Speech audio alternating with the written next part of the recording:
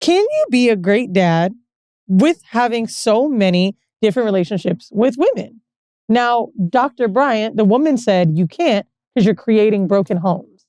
I completely agree with that sentiment.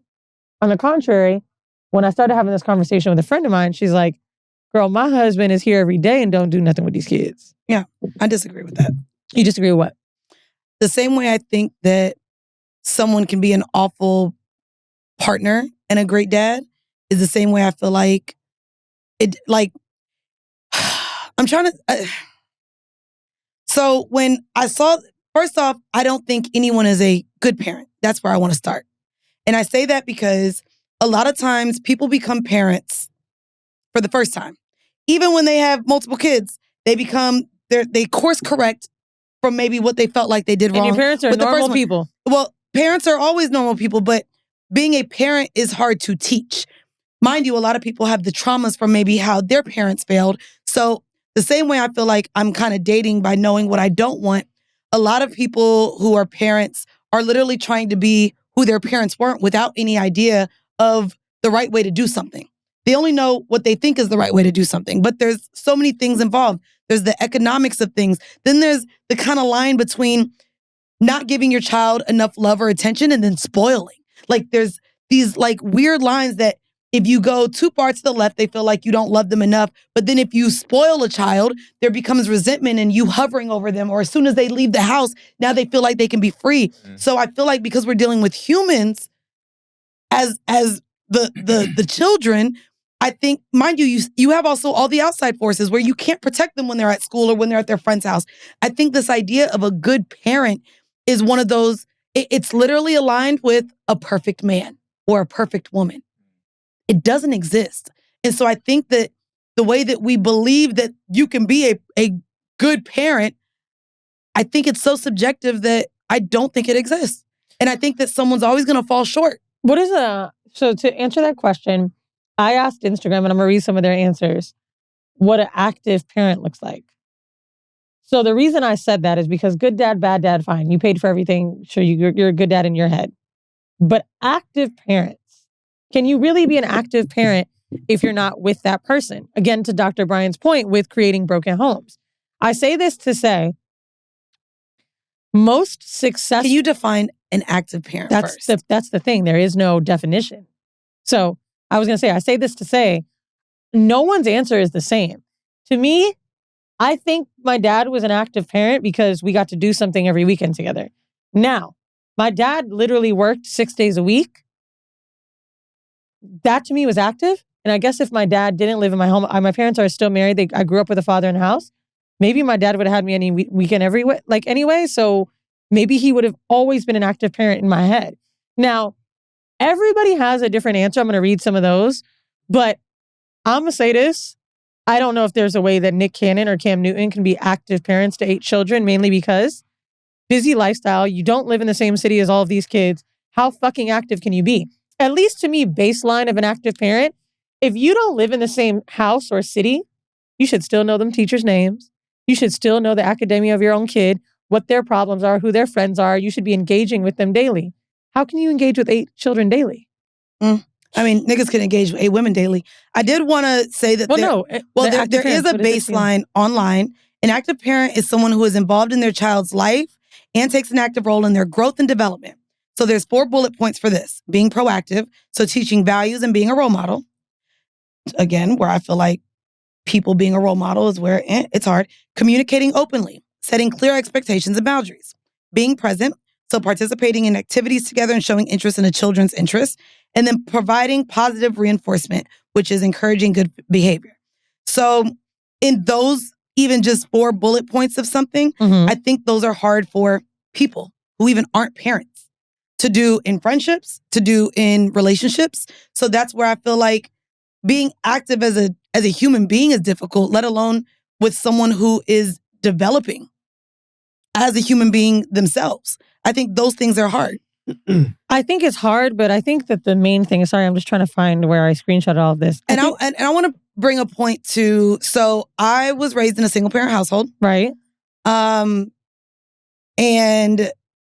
to be fair, where society and all of these places put emphasis on men to financially provide.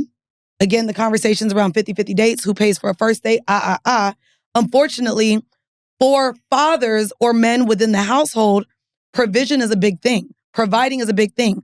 So there's a lot of men who feel as though, well, none of my child support payments was late, so I did what I was supposed to do as a dad. And let's be very clear, that's where I kind of found an issue in becoming an adult. Like, my dad now feels like I owe him as an adult because he took care of me as a child because he paid his child support payments. Right. Crazy. My nigga. So crazy. He feels like he is owed now because he did right by his child support. Mind you, didn't speak to us for a year, made us all go through DNA tests because my mom needed more help financially. Mind you, that's the only thing you got to do, because literally in the book I'm writing, can't remember one basketball game he showed up to, can't remember one intramural game, can't remember a soccer game. So your dad was not an active parent. That's what you're saying. But here's the thing. No, for a lot of people, in the way they could compare it, I saw him maybe every other weekend. And when it came to school supplies, when it came to Christmases, when it came to birthdays, when it came to showing on my mom, he came in all the electronics. Oh, your mom got you that for Christmas? Look what daddy got you. Wait, hold on. Let me ask you a question. No, so to me, and again. You saw him every other weekend? For a long time, yeah. What did you guys do? And then he called, and then my sister, who wasn't his, he took in until he didn't want to pay more money. Then it became a whole little thing. So you spent time with your dad every other weekend? And I don't know my white family. So whenever I was with my family, it was with my Jamaican side. So I know all my aunties, all my uncles. We were always with my Jamaican family. Mm-hmm. So that was the only family I had, was them growing up. Eden, did you grow up with both parents in the house? I did, yeah. And Wolf, what about you? No. Because I know you and your dad are super close now. Like, how often did you see your dad? Man, if my memory serves me, probably similar to Mandi's in certain cases. Some weekends less than others? Enough? I feel like the time we spent with each other was really quality time. That made it enough. Like, I would say mine was different. Ooh, that's why I asked you what you guys were doing. We were hanging with his girlfriends.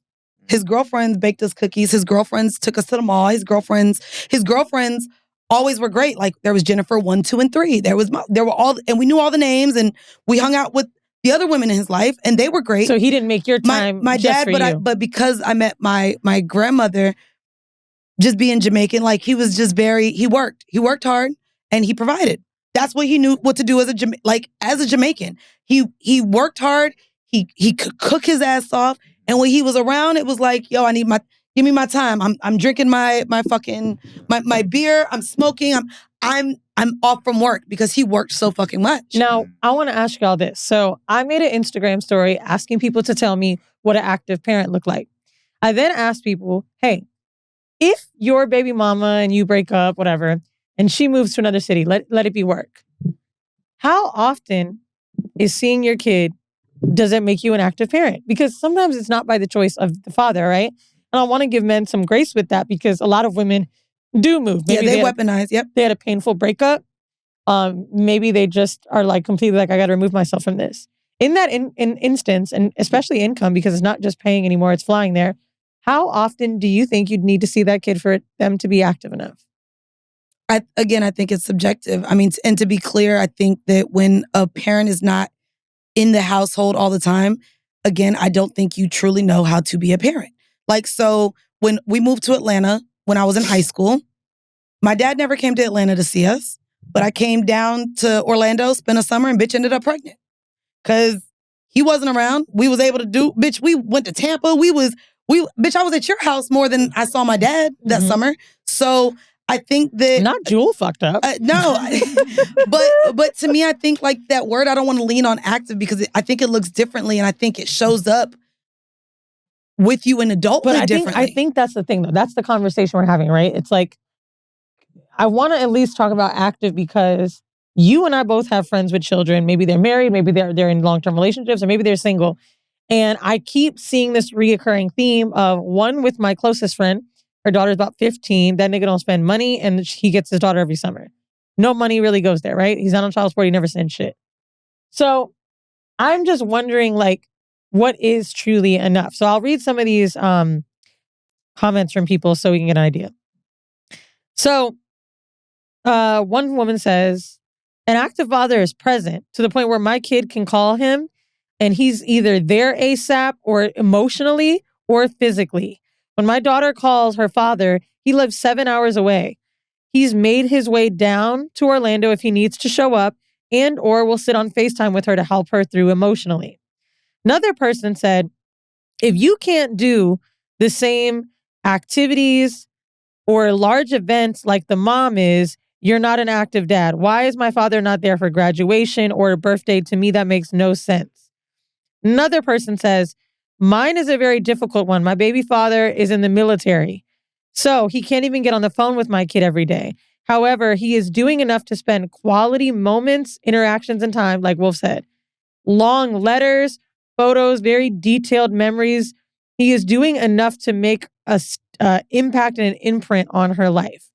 He even sends gifts that she'll randomly receive. Fathers who bond with their children.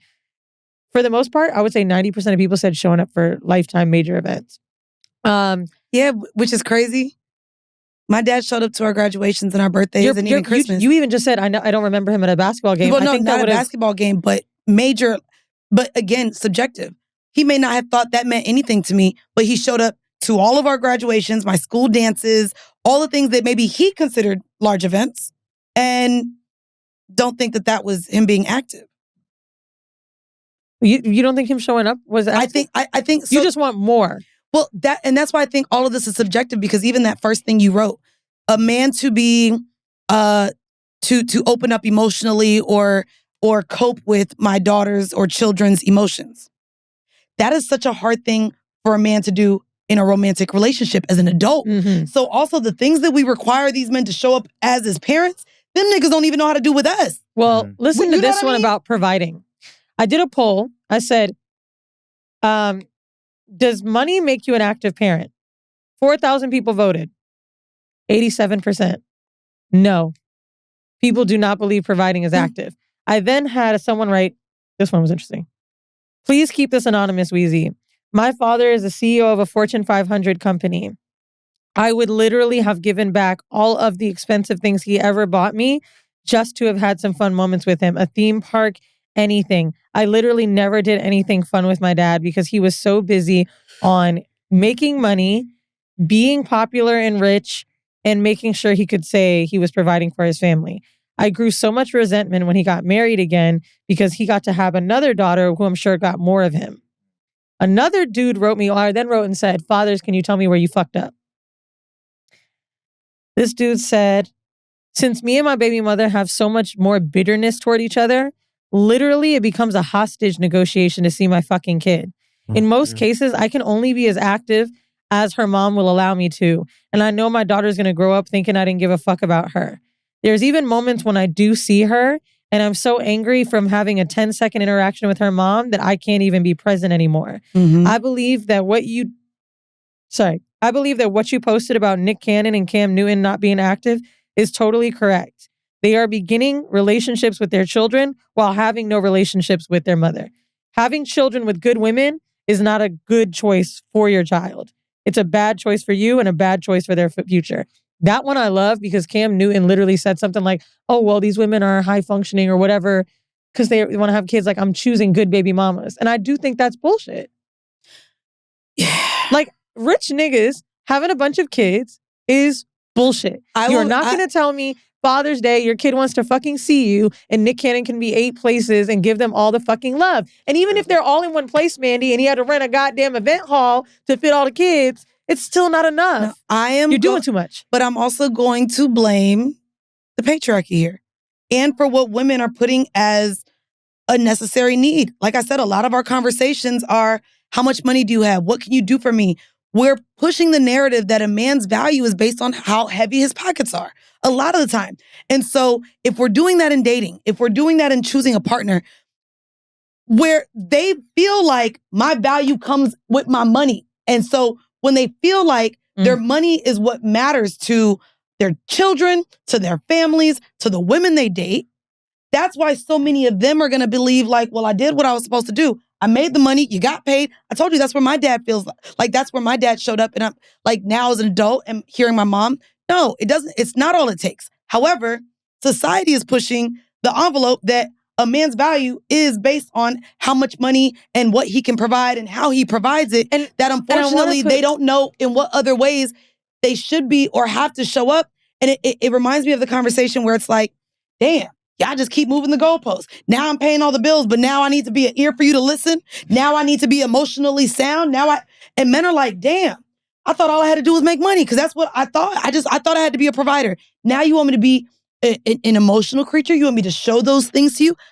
Damn, I got to catch up. I don't know how to do that yet. You just saw a clip from the Horrible Decisions podcast. To check out more full episodes and the rest of our content, check the links down below.